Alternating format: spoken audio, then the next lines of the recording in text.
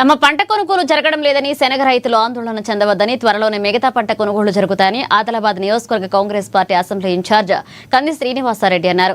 ఆయన తన క్యాంప్ కార్యాలయంలో మీడియాతో మాట్లాడారు.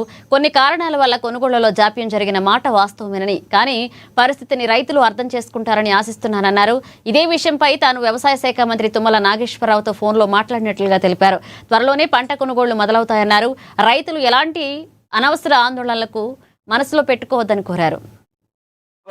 అసెంబ్లీ నియోజకవర్గ రైతులకి, ఆదిలాబాద్ జిల్లా రైతులకి మనస్ఫూర్తిగా మీ బిడ్డగా కంది శ్రీనివాసరెడ్డిగా నేను చేస్తున్న విజ్ఞప్తి, శనగల కొనుగోళ్లు కొద్ది రోజుల్లోనే ప్రారంభమవుతాయి. నేను స్వయంగా ముఖ్యమంత్రి రేవంత్ రెడ్డి గారి దృష్టికి, వ్యవసాయ శాఖ మంత్రి తుమ్మల నాగేశ్వరరావు గారి దృష్టికి తీసుకెళ్ళాం.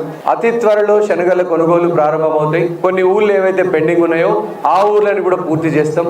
ఎవ్వరు కూడా అధైర్యపడద్దు. కొంచెం ఆలస్యమైనటువంటి మాట వాస్తవమే. రైతులందరూ కూడా మంచి మనసుతో అర్థం చేసుకుంటున్నారు.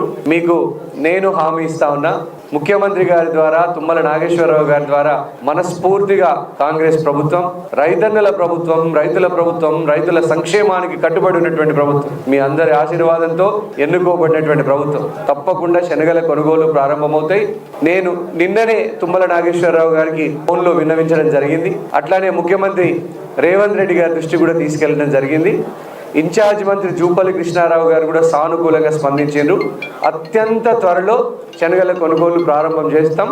మీరు ఎవరు కూడా రూమర్లు, పుకార్లు ఇవేవి నమ్మద్దు. ప్రజలందరూ కూడా శాంతియుతంగా ఉండాలని మనస్ఫూర్తిగా విజ్ఞప్తి చేస్తా ఉన్నాం.